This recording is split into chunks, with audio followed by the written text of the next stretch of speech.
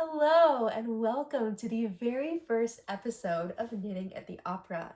My name is Abby, and this is my new YouTube channel. As you can tell, we are not backstage.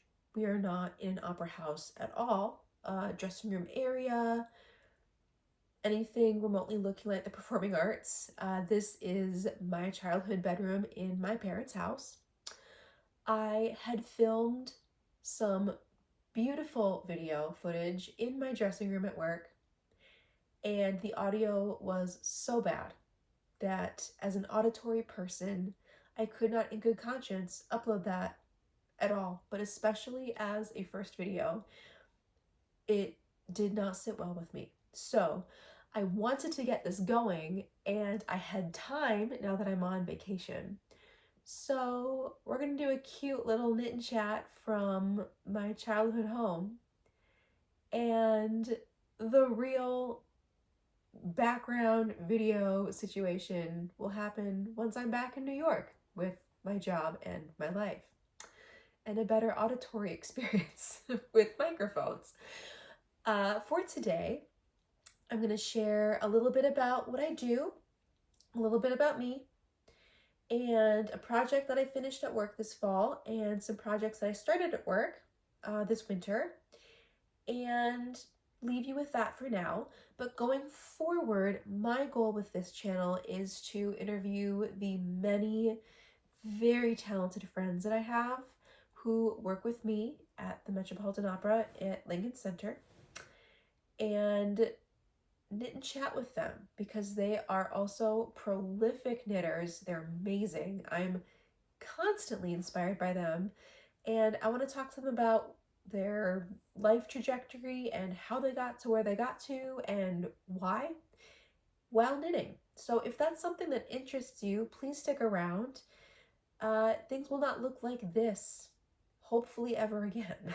So this is just boring for today. But getting started, I do want to talk about a project I'm super proud of. This fall, I finished the Andrea Mowry tessellated pullover. It's been a project I've wanted to knit for a couple years since the pattern was released. And for my birthday this last year, my parents' birthday gift to me was this yarn. So I knit this and I finished it, I believe, in November. So I used all the yarn that was called for in the pattern. The mint green or mint blue color that you see is the Odang fluff.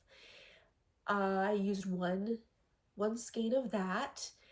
I knit the size 3.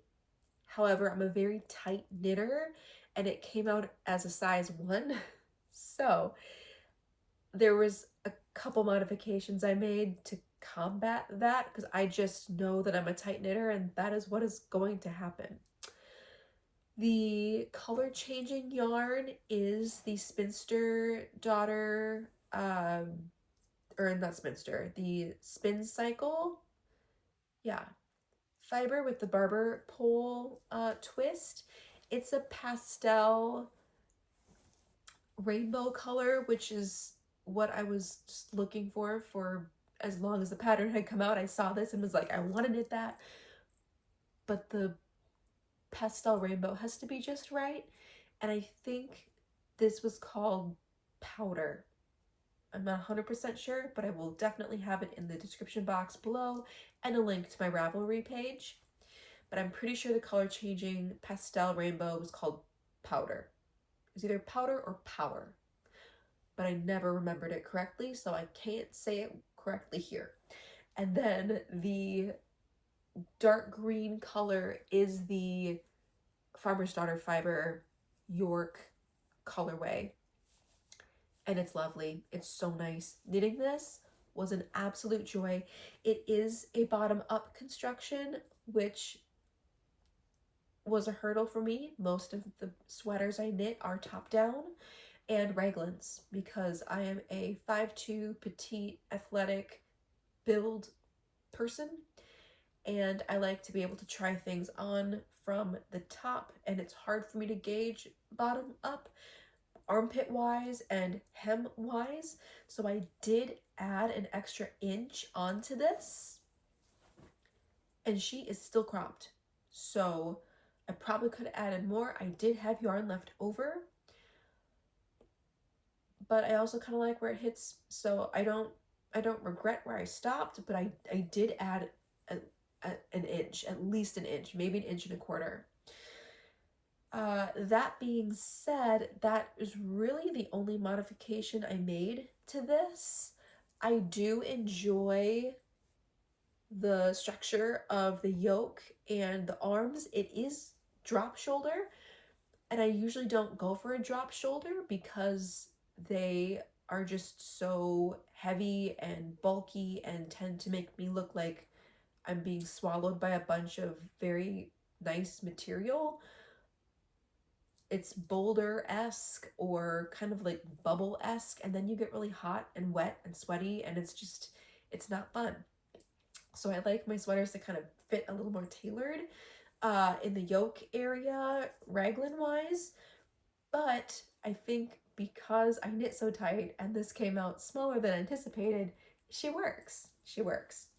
And I just know that I knit tight, so I generally size up and then don't mess with my tension because it's supposed to be fun and a joy and something I'm not agonizing over and thinking too much about, holding my needles and just going. So this is the tessellated, and I love it so much. She gets a lot of good use. It's warm. It's not heavy, like oppressive heavy, but she is a thick, warm girl, and we love her. So I brought her to Wisconsin. So that's my Pride and Joy project for the fall. The next thing I want to share with you guys is a Pride and Joy, but a failure. And it is my Christmas project. So I don't do Christmas Advents because I need to have control in everything I do, and not knowing what I'm buying and opening colors wise stresses me out. So instead, I like to pick a Christmas pattern. Usually it's a sock because I want something small and easy to knit through during the holiday season. And I'll just go out and like buy the yarn on my own. I saw this pattern come through. Stoneware Knit, I think, is the designer. Again, I'll put that in the description box below. These are called hot cocoa socks. And this email came through and it just killed me. I'm going to look at myself in the picture here and be awkward so I can see what I'm pointing at. These little hot cocos decimated me. I fell in love and I had to knit these immediately. The other colorwork pattern has smiley faces, and I will be knitting those next. But basically what happened is I'm a tight knitter and I know this, so I sized up to the second size and I went up a needle size and did all the required suggestions in the pattern for accommodating the color work. The floats are very big and I knit them too tight. And while it turned out really beautifully, this sock will not fit an adult foot. The color work will not go over a heel, and I have small feet. I have size 6 feet and I knit a size 2. So these should fit. And there is no way these are fitting. So I made the foot a little short. I did the cream toe, cream heel, and these are now going to be for my cat, or the single sock will be a stocking for my cat for Christmas, for her treats. I was hoping to do a little photo shoot at my parent-in-law's home because they have a beautiful home that they built, and it would fit the vibe of this sock very nicely. And that will not be happening with socks that are on my feet. Unfortunately, Christmas is tomorrow. So I will be having a single sock photo shoot in front of their fireplace on the 25th. And it will be what it is. But This is a fail in the sense that it does not fit, but an absolute pleasure and joy to knit. And we drove from New York to Wisconsin, and this was my car project. And after about 20 hours, this is how far I was. So I got some pretty good work done on the on the sock part to the foot while we were traveling. So a great car project if you are also doing traveling this season. I have cast on a second sock. Now, I have enough yarn to still knit a proper pair of socks. So we're trying again. We are trying again because I do want to wear these and I do have enough yarn. So she's cast on and we're trying again and we're gonna knit looser. We're just gonna knit looser. I also purchased some red and green and cream yarn. I was inspired a couple years ago by Surella when they released a Christmas yarn. I think it was called like Christmas Cookie or something, or Sugar Cookie or something. I don't know. But I found this in mini skeins when I was buying the hot cocoa sock yarn. And I bought this to make a second Christmas sock. I will probably either hold this double, or there is a yarn store I want to go to in the town where my in-laws live and maybe buy a mohair and make them like slipper Christmas socks because I love adding a mohair to my socks. It is just perfect. So that might be a thing. These have not been cast on. They're just gonna chill and wait. As far as garments, I knit 4 sweaters back to back from January through November, I guess, this year. So I needed a little bit of a sweater break. I did cast these on before I left and have brought them with to Wisconsin to kind of work on while we're visiting.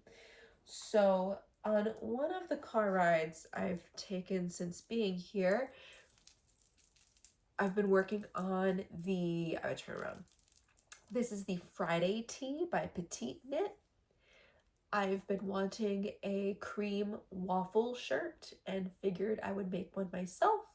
I've been using Gummy Bear stitch markers for helping gauge the raglan increases, and it is delightful. Really easy pattern to follow. It's just mindful enough to where you do need to concentrate, but you don't need to be glued to the pattern at all times. And that is just my favorite kind of pattern to knit with. This yarn is also amazing. It is by Coast to Coast Yarn Company from their patchwork collection in the color Button, and I love it so much. It is super, super soft. This one is the extra fine merino, but when I bought this, it was at the very end of their yarn release, so it was whatever was left over. So I have 2 skeins of the extra fine merino and 2 skeins of the llama, and the llama looks very similar to the Button. I'm going to alternate every round between llama and the merino. They're both fingering weight, so the thickness is the same, but clearly like the consistency of the yarn is dramatically different. So I didn't want to like do blocks throughout the sweater and have some blocks be really squishy and some blocks be super drapey. So I'm alternating every round once I get that far. I'm not that far. I want to get the yoke done first because sometimes the baby llama can be a little irritating on my skin. So I wanted to get the yoke done in the super fine merino first and then start alternating for the rest of the garment. And then the second sweater I'm working on is the Brady Loop sweater by Other Loops. And this I quite literally just cast on at work and then got to the cable part. And I've never cabled before. I've been knitting since I was 12, but I mostly just knit square things for like 20 years and then decided to actually knit real things. So I am new to cables. And I've gotten to the part in the pattern where you need to start the cable that goes across the back. And I got my cable needle. We're ready to rock. I just haven't sat down with the directions to do that because knitting is a hobby and like stress release for me, and I do it a lot when I'm commuting, and I don't want to be learning how to cable on the subway or on the Metro North or waiting for a train or stuffing things into bags or waiting for a call at work. So I do need to sit down with this at home and kind of figure out the pattern. And then once I have that memorized, it'll be fine. But there's some new skills that go with this, and that's why she's not very far. The yarn for this, though, is also so exciting. This is by Ruby and Roses, and the colorway is Wild Card. I think she released this last January, and this is their mohair and their cashmerino blend. And together, like you can kind of see, this is just natural light that's coming in. I'm in a basement bedroom, so what you get is just what you get from the sun. It's also sunset time because we're the North Pole. Feels like the North Pole at least. So the colors combined together will make the mohair is a little darker. So it'll make this like dark purpley green gray speckly situation, and it's so pretty. It's so pretty, and it smells so good. Like I don't know what kind of soap she uses on her fibers, but oh my gosh, like stunning smell. And I think maybe I'll work on this tonight after dinner and just kind of get it going because I want this sweater so badly. But I have also known that people have run into some roadblocks with this. And again, when using a project as a commuting and de-stressing item, knowing that there's roadblocks and knowing that there's things I'm going to have to learn makes it not something that I reach for. In tandem with all of these things, I've been knitting a lot of accessories this season, mostly socks for friends of mine at work.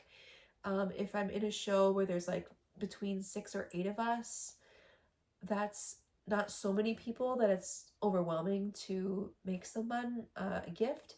And I was very generously gifted a bunch of destashed yarn, so I've had this little collection of yarn that I've been wanting to make gifts with for a while.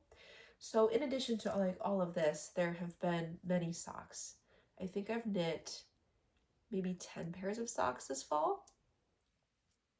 Yeah, it's been a lot. So fun. I love a sock. I love knitting socks.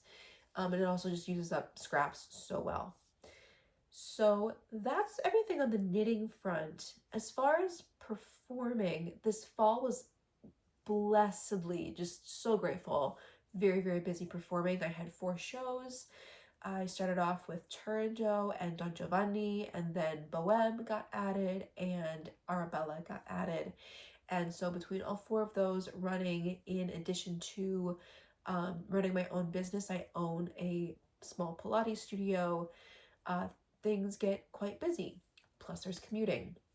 So I do a lot of crafting in between clients. I do a lot of crafting in between gigs, rehearsals, shows, acts during the show, the commute, of course, on the trains.